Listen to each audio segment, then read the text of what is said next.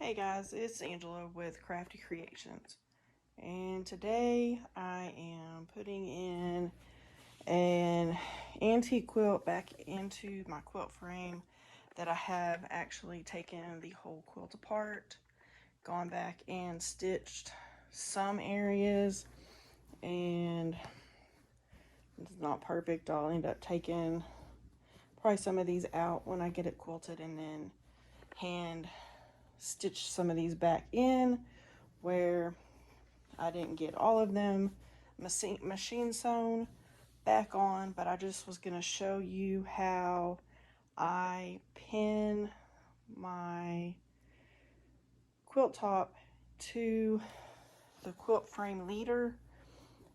If you're interested, I did this part already here, and I was going to do this part and show y'all how to get that in. I came in and where the edging, I ironed it flat as I could, and I'm just barely hooking it to the leader here. So, and I use these long T-pins so that I can get a lot of area and I don't put them super close together. So let me get things set up so I can show you how to do the pinning. Okay, we're back. I'm not sure how easy it's going to be for you to see exactly how I'm pinning this, but I am hitting the edge just right on the leader. That's as I want as much of the border that I can get quilted with the meandering pattern that I'm probably going to use on this. And it's for a family member, so it's not going to be 100% perfect, but that's great. I guess it really doesn't matter. I typically try to make, at the other end, I have the pins all go one direction, and on this end, they'll all go this way, so that I can smooth it out like this without hitting the end of a pin and cutting my finger or my hand. So it just kind of depends on, but with this one it's not imperative that I do it. I'll just have to be careful. So it's just, I just kind of pull it a little here and there, try to smooth it out as best that I can, because you just want to try not to tug on it too much. So, and then when I roll it, I'll roll it so it's just very easy, so that I can get that.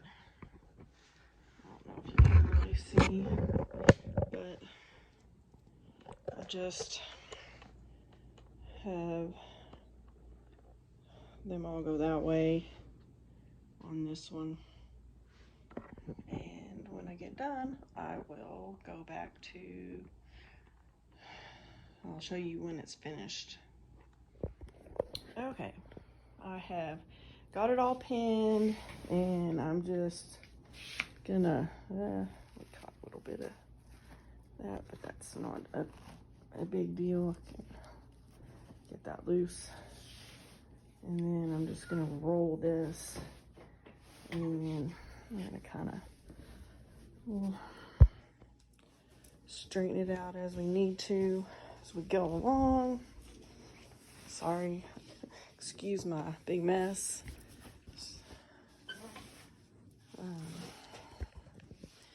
So it is not super easy to do, especially when it has been washed, golly, no telling how many times. And so I'm just trying to gently roll it up onto the top leader so that I can get it all wrapped up, and we will see how this goes, because this is definitely not my normal way of doing this. But see, as I roll my hand along here, that's why you try to pin those pins all the same direction, so that on each end, so that when you're doing that, you're not poking yourself with the pins. So yeah, this is definitely going to be a test, and by no means am I professional. I mean, yes, I make quilts for other people, make tons of t-shirt quilts, done a couple other quilt top repairs, and those I didn't take completely apart, but this one unfortunately was really bad, so I completely took it apart and am trying to get it back together and try not to tug and pull and what have you, so it's in order to not put any more holes in it. And obviously it's very wonky, but I'm not sure that they really care at this moment. I think they just want it back together so that they can just use it as a decorative piece, because it was used for many, many years, and now it has definitely seen better days, and we had to try to add a piece that it's not perfect by any means, but you know, we're just trying to get by. Okay, so I will finish that, get it all situated, get my batting back in there that I had pulled out.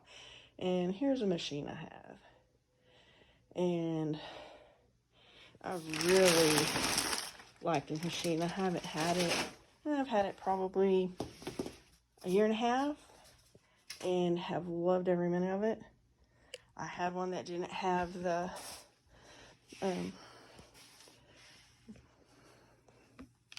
automatic stitching, so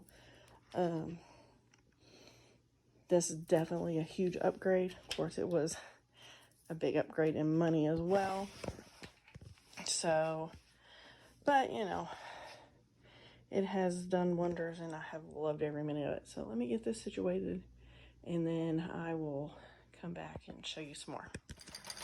Okay, I picked this meandering pattern, so, and I went with a gray, so it wasn't like super stand out with the light, really light colors, and it does stand out on the dark colors, but that's okay. Oh, I saved that one. But I mean, you know, you kind of have to hold in some places and try to tug, and it's not horrible, but you know, it is old, and I mean, she just wants it to have just as a family heirloom and not to use, so it's probably going to be folded and put in a case so it's not 100%, but, you know, antique quilts are hard to restore, and especially when they get as bad or worse as this one has gotten. I mean, pieces were missing. I managed to kind of get by with sewing some places, but as you see, the water minimized that, so I'm hoping that I can get it to where she's happy with it, because these are time-consuming and expensive for the your customer, and you want to do a good job. So if you have any other questions or anything that you'd like to see on the Crafty Creations channel, just hit me up. Thanks for watching.